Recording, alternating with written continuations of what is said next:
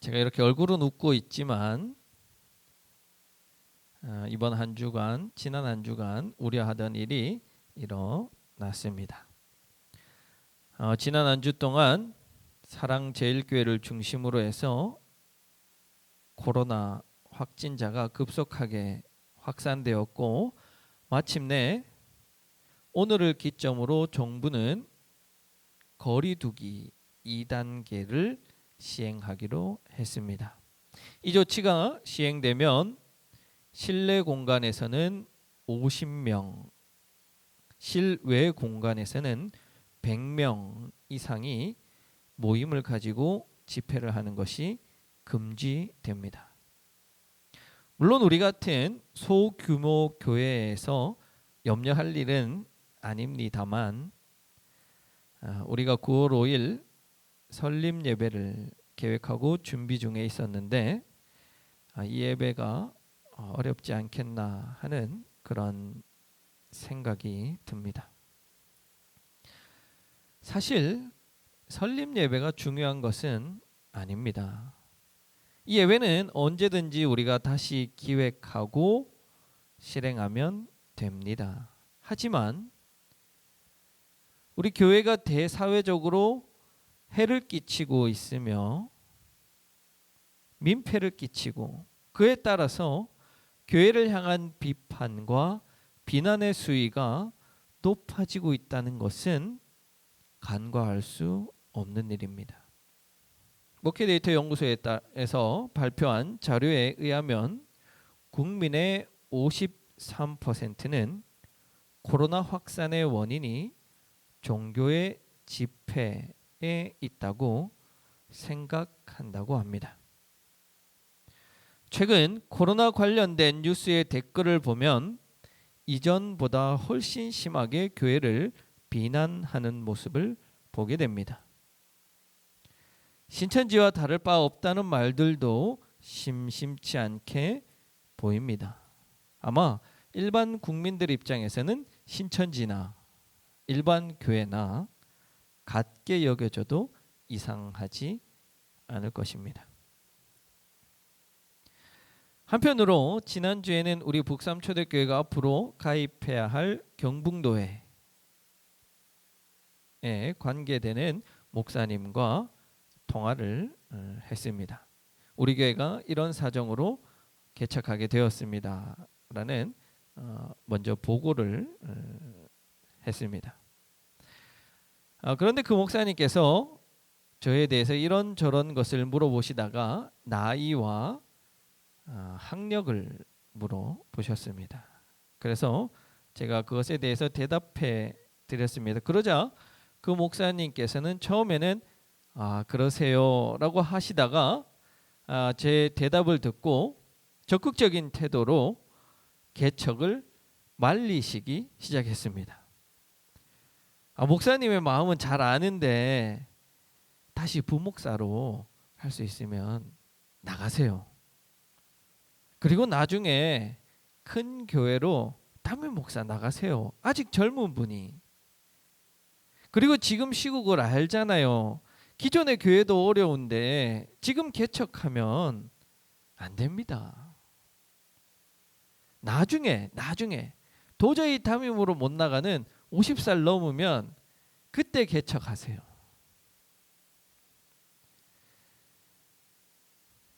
물론 오랫동안 목회를 하신 선배 목사님께서 저에 대해서 염려하고 걱정하는 의미에서 그런 말씀을 하셨으리라 생각합니다. 그러면서 제가 다시 한번 생각해 봅니다. 만약에 제가 부목사를 개척을 하지 않고 부목사로 나가게 된다면 생활비를 지원받고 아마 안정적인 생활을 했을 것입니다. 혹시나 큰 교회 부목사를 하다 보면 어디 큰 교회 담임 목사로 나갈 수 있을지도 모르겠습니다. 지금껏 제가 공부해왔던 이 학력들이 저를 그런 길로 인도할지도 모르겠습니다. 저의 젊은 나이가 그렇게 인도할지도 모르겠습니다. 그런데 왜 그런 편한 길을 두고 남들이 다 말리는 개척을 해서 남들이 다 고생이라고 하는 이것을 하고 있을까? 과연 이 코로나 시대에 우리 북삼초대교회는 성장할 수 있을까? 아니, 살아남을 수 있을까? 이런 고민이 들었습니다. 그러던 중에 차를 타고 가면서 찬양 한 곡을 들었는데 그 찬양의 가사가 저의 심장에 콱 하고 박혔습니다. 새벽부터 우리 사랑함으로써 저녁까지 씨를 뿌려봅시다. 오늘 우리가 찬양했던 찬양이죠. 특히 3절. 3절의 가사가 이 모든 고민을 대답해 줬습니다. 씨를 뿌릴 때에 나지 아니할까 염려하며 심히 애탈지라도. 그 다음요. 나중 예수께서 칭찬하시리니 기쁨으로 단을 거두리로다. 여러분에게도 이 답이 들리시나요? 나중 예수께서 칭찬하시리니. 베드로전서 1장 7절에서 베드로는 이렇게 말합니다. 너희 믿음의 시련이 불로 연단하여도 없어질 금보다 더 귀하여 예수 그리스도에 나타나실 때에 칭찬과 영광과 존귀를 얻게 하려 함이라. 이 당시 베드로의 편지를 받던 교회는 로마 당국과 이교적인 환경에 의해서 점점 더 심하게 핍박을 받고 환난과 어려움을 당하던 시절이었습니다. 이런 상황에서 베드로는 그리스도인들이 어떤 표대를 향해서 나아가야 하는지를 베드로 전후서를 통해서 보여주고 있습니다. 특히 오늘 말씀, 그것은 바로 예수님께서 다시 오실 때 혹은 우리가 예수님 앞에 섰을 때 칭찬과 영광과 존귀를 얻기 위해서 그 멸시와 천대를 견뎌내고 이겨내라고 권면하고 있습니다. 우리는 하나님 나라를 만들어가는 그리스도인들입니다. 제가 이 교회를 개척한 것은 단순히 이 교회를 크게 성장시켜서 저의 생활비를 벌려고 교회를 개척한 것이 아닙니다. 이 교회를 크게 성장시키고 교인들을 많이 모아서 저의 명성을 높이려고 개척한 것도 아닙니다. 이 교회는 저의 목적과 목표가 아닙니다. 이 교회를 키우는 것이 저의 목표도 아닙니다. 단지 이 교회는 하나님 나라를 실현해 가기 위한 그것을 목표로 하는데 하나의 수단에 불과합니다. 그러나 얼마나 많은 목회자들이 교회를 목적과 목표로 삼고 목회하고 있습니까? 교회를 크게 하려는 그 욕심에 얼마나 많은 성도들이 희생당하고 힘들어하고 있습니까? 교회를 크게 하려는 그 욕심 때문에 얼마나 많은 성도들이 교회 가기 싫어합니까? 오죽하면 제가 만나는 많은 그리스도인들이 교회에 일하러 가기 싫어요 라는 말을 많이 합니다. 그 말이 이해가 됩니다. 왜요? 교회가 목표니까 성도들이 하나의 도구와 수단으로 전락하게 된 거예요. 교회를 크게 만드는데 교인들은 수단이 되어 버린 것입니다.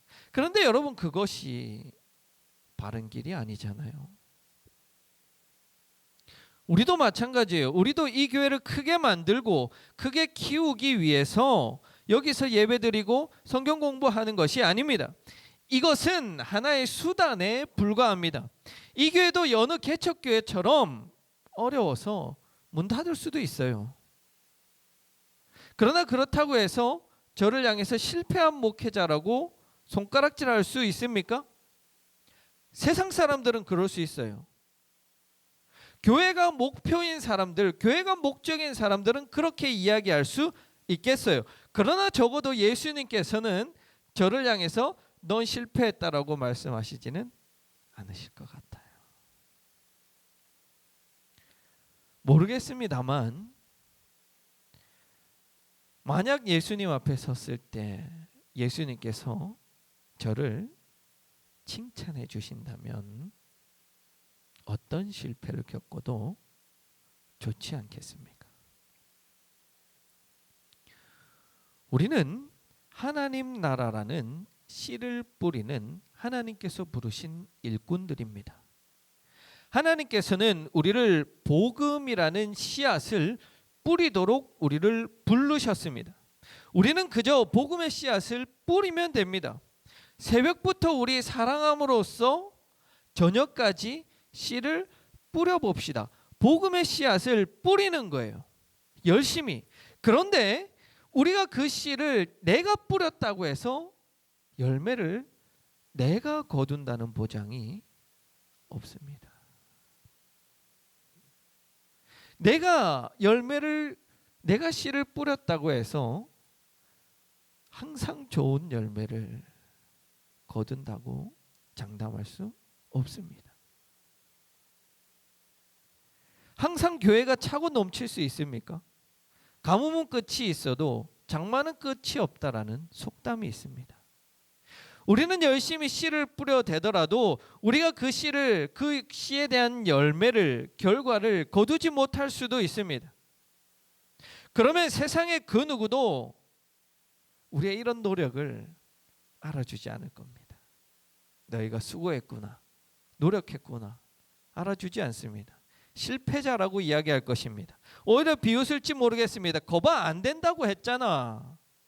거봐, 실패한다라고 말했잖아. 그러나 적어도 우리 하나님은 우리의 노력에 대해서 비웃으시지 않으십니다. 오히려 예수님 앞에 섰을 때 과연 누구를 칭찬해 주실지, 과연 누구에게 더 큰 영광과 존귀를 주실지 저는 분명한 답을 가지고 있습니다. 여러분은 가지고 계신가요?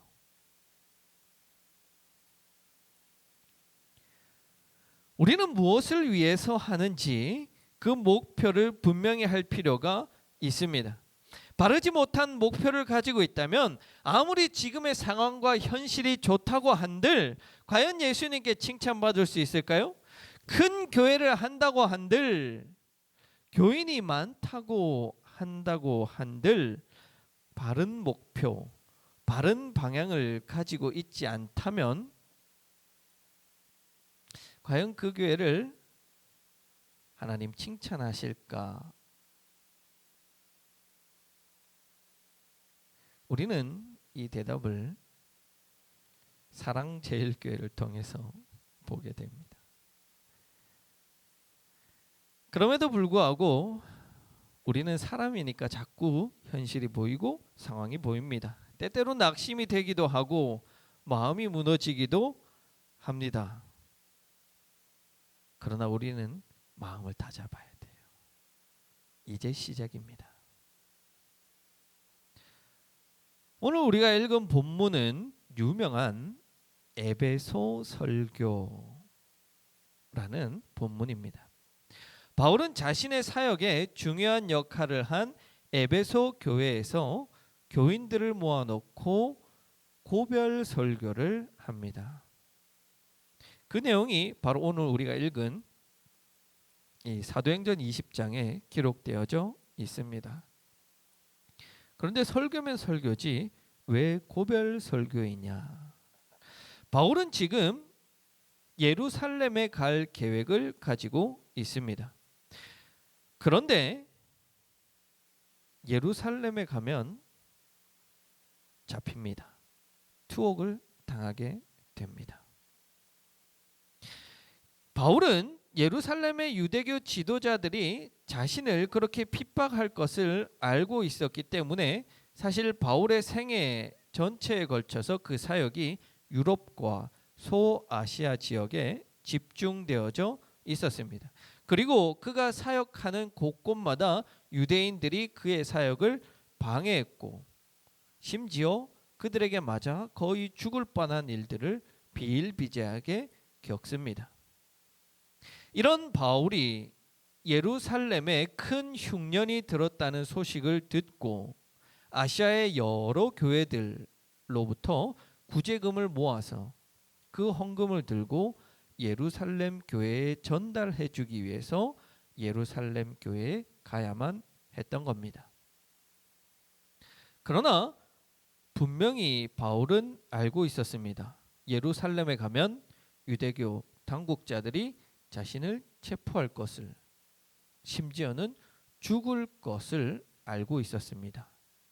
본문 23절에서 성령님께서 영감으로 환난과 투옥이 있을 것임을 미리 알려주셨습니다. 그래서 21장에 보면 예루살렘에 입성하기 바로 이전 마을인 가이사랴 마을에서는 교인들이 바울을 예루살렘에 가지 못하도록 만류하는 장면도 나옵니다. 그러나 바울은 예루살렘에 가지 않을 수 없다라고 오늘 설교에서 말합니다. 왜요? 그것은 세상의 찌꺼기와도 같은, 세상의 가장 하찮은 쓰레기와도 같은 자신을 불러서 사도로 세우고 자신이 핍박하던 예수님께서 주신 사명인 자신의 달려갈 길과 자신의 사명을 완수하는 길에 생명을 거는 것을 결코 아까워하지 않았기 때문입니다.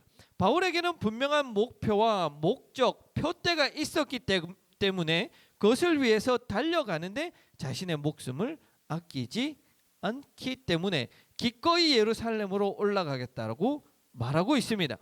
빌립보서 3장 14절에서 바울은 이렇게 말합니다. 그리스도 예수 안에서 하나님께서 위로부터 나를 부르신 그 부르심의 상을 얻으려고 내 앞에 놓여 있는 표대를 향해 날마다 달려갈 뿐입니다. 바울은 자신이 무엇을 위해서 목숨을 걸어야 하는지, 무엇을 위해서 자신의 인생을 달려가야 하는지, 무엇을 위해서 자신의 모든 시간과 노력을 사용해야 하는지 분명히 알고 있었던 것입니다. 우리도 무엇을 위해서 이 개척교회를 섬기는지 알고 있어야 됩니다. 분명한 그 목표와 목적을 가지고 있어야 됩니다. 그 목표가 분명해지면 어떠한 외부적 상황이, 어떠한 어려움이, 어떠한 환난이 우리에게 닥쳐온다고 해도 우리 흔들리지 않습니다. 외부적인 환난과 시련이 그 목표를 향해 걸어가고 있는 우리 교회의 걸림돌이 될 수 없습니다. 바울은 주 예수로부터 받은 복음을 전하는 일에 사명을 받았다면 우리는 하나님 나라를 세우는 사명을 받은 자들입니다. 그 하나님 나라는 세 가지 사랑으로 이루어지죠. 하나님 사랑, 자기 사랑, 이웃 사랑. 그것이 온전히 이루어지는 공동체를 세우는 목표를 우리는 받은 것입니다. 그 세 가지의 사랑이 온전히 나타나는 것을 목표로 우리는 그저 묵묵히 우리에게 주어진 이 좁은 길을 걸어가는 겁니다. 누가 비난해도 괜찮아요. 누가 안 될 거라고 말해도 괜찮아요. 어떤 외부적 환경 요인들이 어렵고 도저히 가능성이 없어 보일지라도 괜찮습니다. 우리는 하나님 주신 사명과 우리에게 주신 목표를 향해서 그저 한 걸음 한 걸음 걸어갈 뿐입니다. 그런데요, 우리가 이렇게 좁은 길, 우리에게 주어진 이 사명의 길을 묵묵히 걸어가다 보면 그 길 끝에 서 계신 예수님을 만나게 됩니다. 왜냐하면 우리는 예수 그리스도께서 걸어가신 길을 뒤따라 걷는 그리스도인이기 때문입니다. 이렇게 예수님께서 걸어가신 길을 따라 걷다 보면 그 앞에 먼저 가신 예수님을 만나게 되는 거예요. 그리고 우리가 그 예수님을 만나게 될 때 예수님은 우리의 어깨를 토닥이시며 수고했다, 충성된 종아, 이렇게 칭찬 한마디 해주시면 우리의 이 땅에서의 모든 수고와 노력이 충분히 보상받는 것 아닙니까? 저는 그 한마디 들으려고 이 험한 길을 나섰습니다. 여러분들도 마찬가지십니다. 여러분들도 마찬가지예요. 다른 것이 아닙니다. 이 땅에서 잘 되면 예수님께서 그 사람은 이미 상을 받았다라고 말씀하세요. 그것 바라지 마세요. 그것이 우리의 목적이 아닙니다. 여러분은 무엇을 위해서 예수를 믿고 교회를 섬기고 노력하고 헌신하고 계십니까? 여러분의 헌신에 목표와 분명한 목적이 있느냐고 묻고 있는 겁니다. 여러분의 삶의 이유를 묻고 있는 겁니다. 무엇을 위해서 살고 있으며 무엇을 위해서 예배드리고 있으며 무엇을 위해서 설교를 듣고 계십니까? 여러분 안에는 하나님께서 주신 다른 누군가가 흔들 수 없는 그 분명한 사명과 목표를 가지고 계십니까? 분명한 것은 앞으로 이 세상의 상황과 환경적 요인들은 우리들이 신앙생활 하는데 우리 교회가 성장해 나가는데 더 많은 걸림돌로 어려움으로 다가올 것입니다. 여러분의 믿음을 지키는데 더 심하게 공격해 올 것입니다. 예수 믿는 것이, 교회에 나가는 것이 이제는 정말로 손가락질 받는 시대가 되었습니다. 질병에 퍼뜨리는 근원이라는 그 질타를 받는 시대가 되었습니다. 이제 어떻게 하시겠습니까? 이제 어떤 목표와 목적을 가지고 이 길을 걸어가시겠습니까? 원하기는 하나님 주신 사명 붙잡고 묵묵히 한 걸음씩 주님의 칭찬 그것 하나 바라며 예수님 걸어가신 그 좁은 길, 그 길을 따라 걷는 북삼 초대교회 성도들이 되기를 간절히 기원합니다.